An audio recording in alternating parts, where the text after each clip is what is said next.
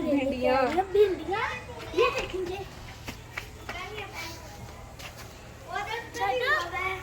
ये लाल मिर्च, ये देखिए लाल मिर्च है, वहाँ पे भी लाल मिर्च है, ये हरी मिर्च है और ये टमाटर सारे,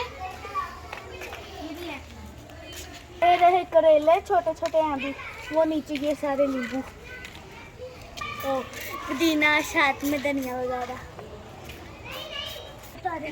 ये करेला हमने उतारा।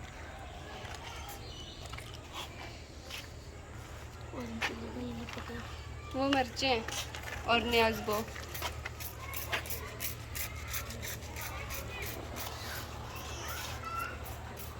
ये क्या है?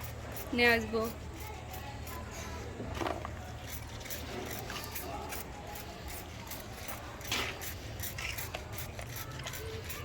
ये देखो छोटा सा करेला, अभी तो बड़ा भी नहीं हुआ है और साथ में करेले भी हैं। एक ही करेला था।